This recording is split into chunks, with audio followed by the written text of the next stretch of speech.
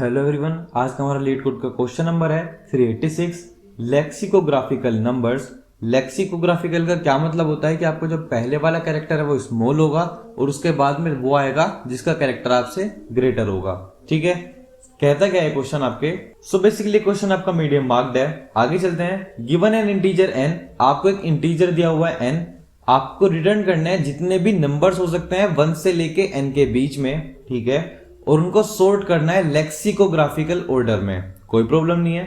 उसके नीचे क्या बोलता है आपको, you must write an algorithm that runs in big of n time and uses big of 1 extra space. अब कंडीशन इसके अंदर ये अच्छे है, आपके पास जो भी आप सॉल्यूशन लिखोगे वो आपका बिग ऑफ एन के अंदर तो सोल्व हो जाना चाहिए और उसी के साथ साथ वो big of 1 he extra space को यूज करना चाहिए। ठीक है, सबसे पहले एग्जांपल देखते हैं। इनपुट में हमारे पास n की वैल्यू क्या है, देखो n की वैल्यू कितनी है, मेरे पास 13 है। इसको ऐसे कॉपी कर लेते हैं और एक काम करते हैं, अपने वन नोट के अंदर आ जाते हैं। ठीक है, सो लेक्सिकोग्राफिकल का क्या मतलब होता है कि आपको जो फर्स्ट कैरेक्टर है वो स्मॉल होना चाहिए और जो सेकंड कैरेक्टर है वो आपका ग्रेटर होना चाहिए। ठीक है, अब आप देखो 1 से लेके 13 के बीच में जो आपके सारे नंबर आएंगे कौन सा आएंगे, देखो 1 2, उसके बाद 3, फिर उसके बाद हमें 4 मिलेगा, फिर हमें 5 मिलेगा, देन 6, देन 7, देन 8, देन 9, उसके बाद क्या मिलेगा मुझे 10, उसके बाद क्या मिलेगा 11, उसके बाद क्या मिलेगा 12 और उसके बाद मुझे फाइनली क्या मिलेगा लास्ट में 13। ठीक है, बट अकॉर्डिंग टू लेक्सिकोग्राफिकल जिसकी कंडीशन है वो क्या कहती है, जो मेरा फर्स्ट कैरेक्टर है जिसका कैरेक्टर पहले वाला स्मॉल है वो पहले आएगा। सबसे पहले 1 है, उसके बाद अगर हम बात करते हैं तो देखो मेरे पास क्या आ गया, 2 आ गया। मगर अगर आप देखो जो 10 है, 10 2 से छोटा है अभी भी मेरा। क्यों? क्योंकि 2 का फर्स्ट कैरेक्टर 2 है और 10 का फर्स्ट कैरेक्टर 1 है। इस तरह से ये जो पूरा का पूरा आपका पार्ट आएगा, ये पूरा का पूरा पार्ट आपको कहां देखने के लिए मिलेगा, 1 के जस्ट बाद में। ठीक है, अब आप यहां से आप नोटिस कर सकते हो, अब जो भी वो कैरेक्टर्स थे जिनका फर्स्ट कैरेक्टर स्मॉल था वो सब स्टार्टिंग में आ चुके हैं। इसका भी फर्स्ट कैरेक्टर 1 है, इसका भी फर्स्ट कैरेक्टर 1 है, इसका भी फर्स्ट कैरेक्टर 1 है, 1 है, 1 है।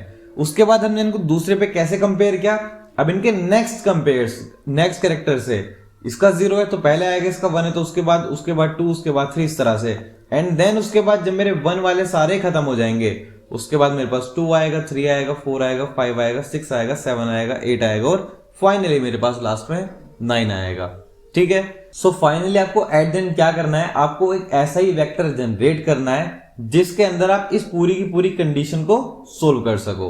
ठीक है, अब उसने आपको दूसरी कंडीशन भी दी हुई है कि आपको ये जो पूरा क्वेश्चन है ये आपको बिग ऑफ एन टाइम के अंदर सोल्व करना है और उसके साथ साथ आप बिग ऑफ 1 तक का आप एक्स्ट्रा स्पेस यूज कर सकते हो, उससे ज्यादा आप इसके अंदर स्पेस भी यूज नहीं कर सकते हो।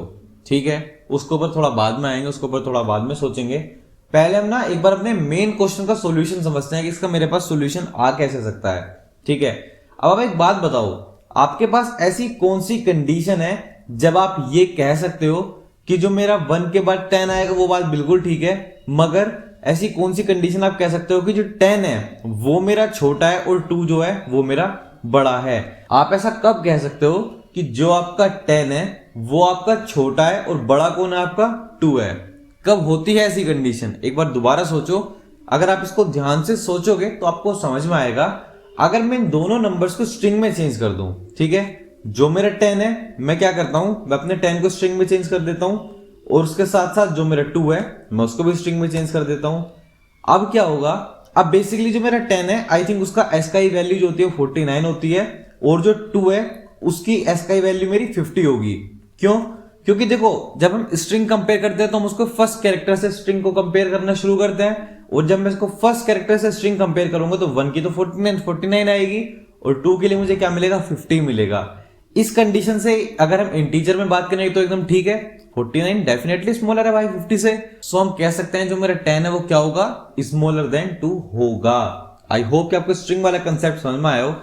ठीक है, अब अगर मैं काम करता हूं, ठीक है, जैसे मेरे पास क्या है n इक्वल टू 13 है और मैं यहाँ पे ना एक बार दोबारा सारे नंबर रीजनरेट कर लेता हूँ, 1 2 3 4 5 6 then 7 then 8 then 9, after that we have 10 11 12 13। ठीक है, ये जो मैंने जितने भी नंबर यहाँ पे भी जनरेट करे हैं, अगर मैं इन सारे के सारे नंबर्स को ही जो मैंने जनरेट करे हैं अगर मैं इन सबको स्ट्रिंग में चेंज कर दूं, उससे क्या होगा, जब उसके बाद मैं यहाँ पे 1 को कंपेयर करूंगा 2 से स्ट्रिंग में चेंज करने के बाद तो एकदम ठीक आएगा, कोई प्रॉब्लम नहीं है, क्योंकि 1 जो है वो मेरा 2 से स्मॉलर रहेगा स्ट्रिंग में भी।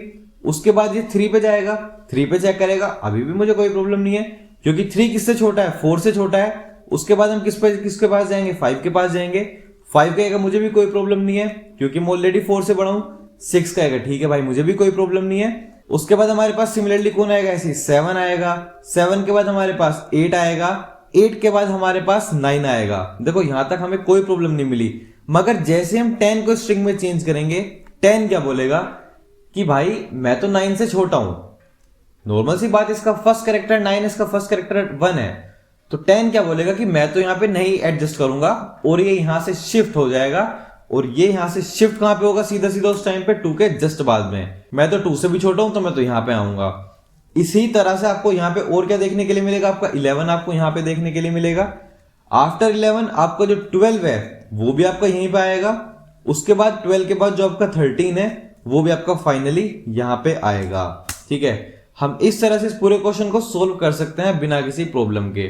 ठीक है, अब जो मेरा आप देख सकते हो, ये जो मेरा अभी इनपुट क्रिएट हुआ है स्ट्रिंग के अंदर चेंज करके और उसको सॉर्ट करके, ये वही आउटपुट है मेरा, जो कि मेरा नॉर्मल आउटपुट है। सो बस उसके बाद क्या करना पड़ेगा, ये जो हमने अपने इंटीजर्स को स्ट्रिंग के अंदर चेंज किया था उसको वापस से क्या कर देंगे हम, उसके बाद में फाइनल अपना जो भी हमने स्ट्रिंग में क्रिएट करे हैं उनको वापस से इंटीजर में चेंज कर देंगे। सो हमें हमारी जो वापस से नॉर्मल वैल्यू है, इस तरह से आप देख सकते हो, वो मुझे वापस मिल जाएगी। ठीक है, सो हम बेसिकली देखो क्या क्या कर रहे हैं, एक बार उसको ध्यान से समझते हैं। ठीक है, सबसे पहले मैंने क्या करा, सबसे जो मेरा पहला काम था इसके अंदर, मैं उसके पास गया, मैं वहां पे जाता हूं और जाके मैं क्या करता हूं, एक वेक्टर क्रिएट कर लेता हूं जिसका डेटा टाइप स्ट्रिंग रहेगा। और ये वेक्टर क्या कर रहा है मेरे लिए, ये यहाँ पे स्ट्रिंग को स्टोर कराने के लिए काम कर रहा है। ठीक है, उसके बाद में मैंने क्या करा है, उसके बाद में मैंने यहाँ पे अपनी स्ट्रिंग को जनरेट कर लिया। मेरे वेक्टर के अंदर स्ट्रिंग आ जाएंगी, कोई इतनी बड़ी बात नहीं है। जब भी मेरे पास सारी स्ट्रिंग आएंगी, उसके बाद मैंने क्या कर दिया, इन सबको सोर्ट कर दिया, सोर्ट भी कर दिया। अब जब मैंने सोर्ट करा है, अभी हाँ उससे पहले जो मेरे पास ये नंबर है ना नॉर्मल, सो उनको मैंने स्ट्रिंग में तो चेंज किया है ना। सो सबसे पहला काम तो मेरा क्या था, मैंने नंबर को अपने स्ट्रिंग में चेंज करा। उसके बाद मैंने जो स्ट्रिंग बनी है उनको स्टोर करा लिया। उसके बाद मैंने इन सबको क्या कराया, सोर्ट कराया। सोर्ट तो मैंने करा लिया, उसके बाद क्या करना पड़ेगा, इनको वापस स्ट्रिंग को नंबर्स में चेंज करना पड़ेगा। ठीक है, अगर आप अब इसकी टाइम कॉम्प्लेक्सिटी देखो, सो नंबर को स्ट्रिंग में चेंज करने के लिए कितना लगेगा आपको, बिग ऑफ एन। उसके बाद आप क्या करोगे, वेक्टर स्ट्रिंग है तो हमने क्रिएट किया है तो उसके अंदर फर्क नहीं पड़ेगा। अगर मैं सोर्टिंग की बात करूं तो सोर्ट करने में कितना लग जाएगा, यहाँ पे बेसिकली मेरा एन लॉग एन तो मेरा इसके अंदर भी लग जाएगा। ठीक है, और वापस से स्ट्रिंग को नंबर में चेंज करने के लिए मेरे पास अगेन कितना लगने वाला है, एन लगने वाला है। और बीच में इसके अंदर भी और भी कुछ हो सकता है जो हम जब कोड लिखेंगे तो और अच्छे से हमें समझ में आएगा। और मुझे यहाँ इसके अंदर एक दूसरा वेक्टर भी लेना पड़ेगा, तो जो हमारा दूसरा वेक्टर होगा वो मुझे इंटीजर टाइप का लेना पड़ेगा, जिसके अंदर मैं इंटीजर जो नम्स वाली वैल्यू उसको स्टोर करा पाऊं। ठीक है, सो कहीं ना कहीं इसकी जो आपकी टाइम कॉम्प्लेक्सिटी निकलती है वो आपकी बिग ऑफ एन तो नहीं निकलती। और अगर मैं मोटा मोटा बात भी कर दूं तो वो आपकी निकलनी चाहिए something something n log square n. ये इसकी टाइम कॉम्प्लेक्सिटी निकलनी चाहिए। आई एम नॉट श्योर, जब हम इसको कोड में चेंज करेंगे तो हम इसको देख सकते हैं। ठीक है, बट इसके अंदर अभी भी एक प्रॉब्लम है। पहली प्रॉब्लम क्या है, उसने आपको क्या बोला है कि आप बिग ऑफ एन के अंदर ही रिटर्न करा सकते हो।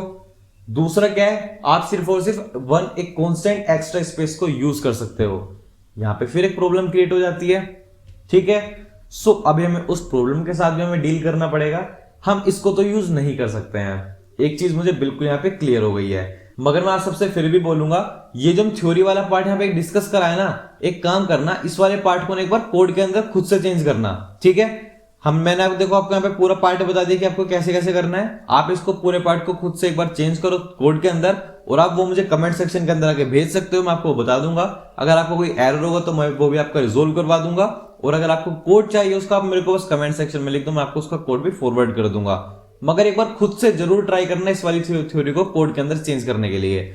मैं इसको इसलिए कोड के अंदर चेंज नहीं करना चाहता क्योंकि हमें ये सोल्व भी नहीं करना। हमें सोल्व किसके लिए करना है, बिग ऑफ एन के लिए हमें इसको इसके अंदर सोल्व करना है। ठीक है, सो अब आप ये सोचो कि बेसिकली अब हम इसको जो है कोड के अंदर कैसे चेंज करेंगे और इसको बिग ऑफ एन के अंदर कैसे सोल्व करेंगे। हमारा मेन फंक्शन तो अब ये बचा। अच्छा ठीक है, आप ये सोचो जो मेरे पास सबसे स्टार्टिंग में कैरेक्टर है वो क्या आएगा, मेरे पास 1 आएगा। 1 के बाद मेरे पास क्या आना चाहिए, 1 के बाद मैं चेक करूंगा क्या जो मेरा रेंज है वो 10, उसके अंदर जो 10 है क्या वो रेंज से छोटा है। अच्छी बात है, ठीक है। 10 के बाद मैं किसके ऊपर चेक कर सकता हूं?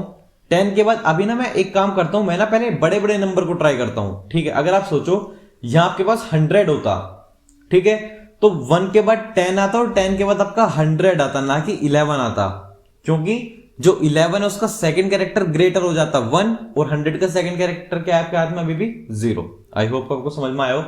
तो पहले मैं क्या करूंगा, पहले मैं 1 क्रिएट करूंगा। 1 के बाद मैंने नेक्स्ट क्या क्रिएट किया, 10 क्रिएट किया। मैं चेक करूंगा जो 10 है क्या वो मेरी रेंज में है तो लिखूंगा, नहीं तो नहीं लिखूंगा। उसके बाद मैं सीधा किसके पास जाऊंगा, इस बार 100 के पास जाऊंगा, जाके चेक करूंगा क्या 100 मेरी रेंज में है। 100 तो नहीं है मेरी रेंज में क्योंकि वो हाईएस्ट 13 है। सो मैं क्या करूंगा, जैसे मुझे 100 मिलेगा मैं बैक ट्रैक कर लूंगा, ठीक है। अब उसके बाद मैं क्या कर सकता हूं, जैसे ही मुझे 100 मिला मुझे पता चला ये तो नहीं है मेरी रेंज में, ठीक है। अब उसके बाद आप ये सोचो 10 जो है, हर एक नंबर जो मेरा जनरेट हो रहा है वो मैक्सिमम कहां तक जाता है, देखो 9 तक जाता है मेरा कोई भी नंबर। 10 कहां तक जाएगा, 11 12 13 14 15 16 17 18 19। सो हम क्या करेंगे, हमने एक अलग से लूप चलाएंगे, ठीक है। वो लूप मेरी कहां से कहां तक चलेगी, सीधा सीधा वो लूप मेरी चलेगी 1 से लेके 9 तक के लिए। 1 भी काम 0 से स्टार्ट मान लो।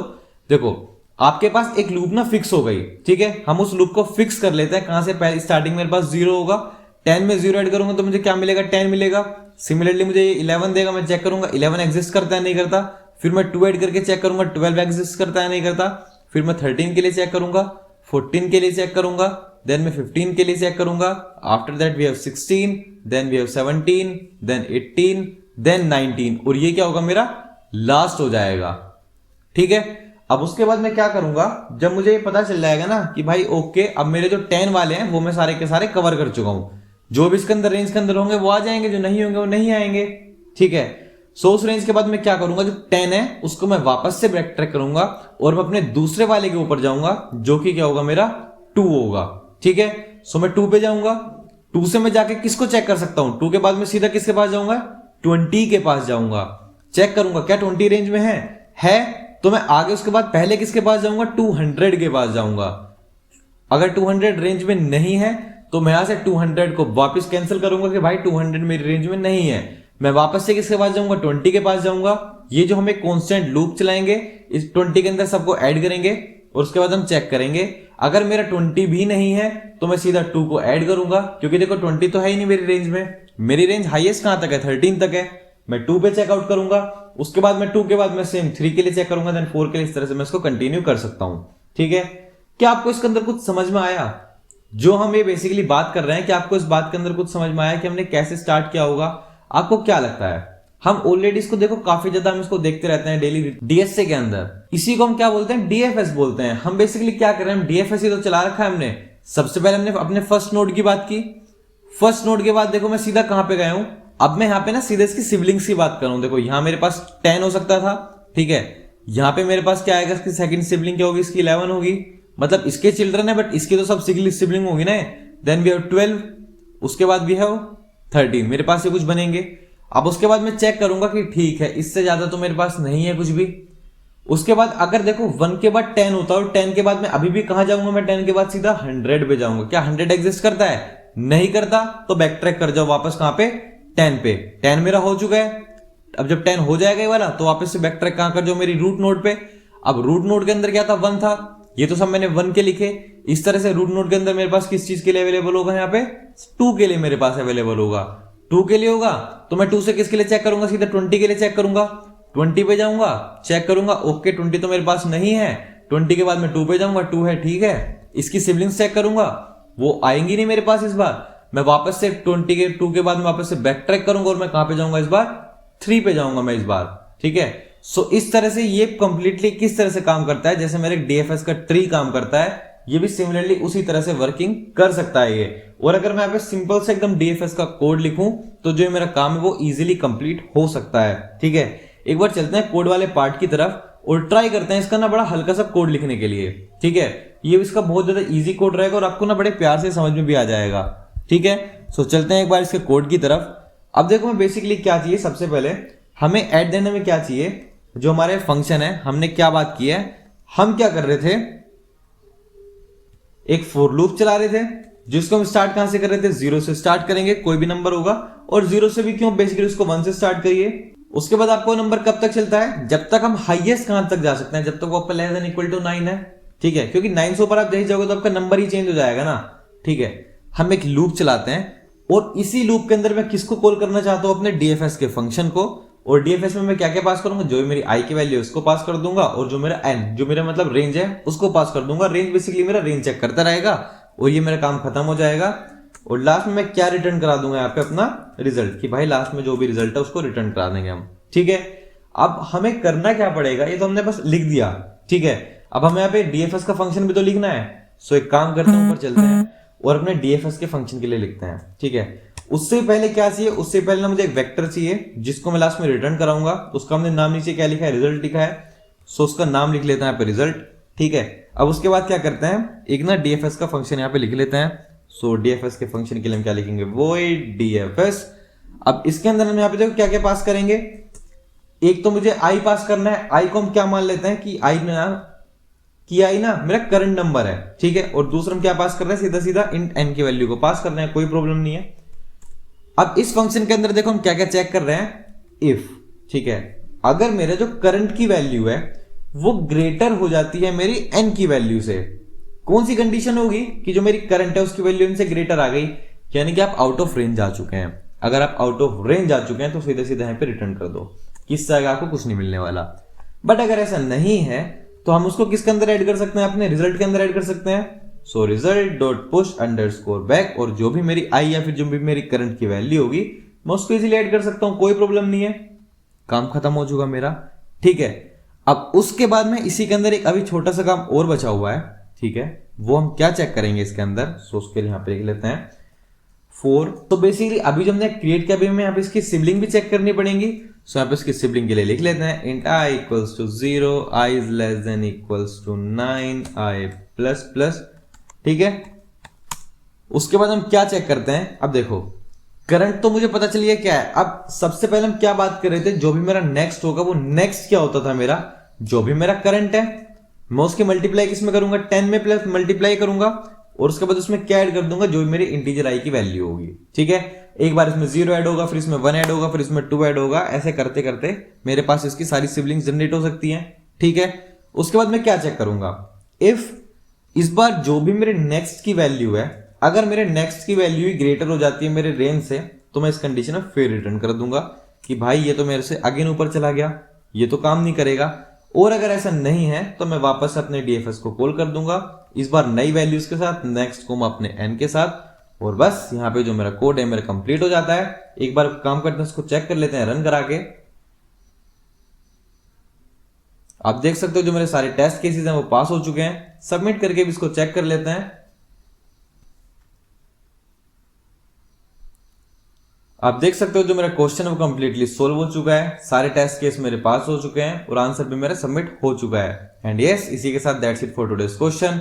अब हम मिलते हैं अपने नेक्स्ट क्वेश्चन में। Till then keep coding, keep practising.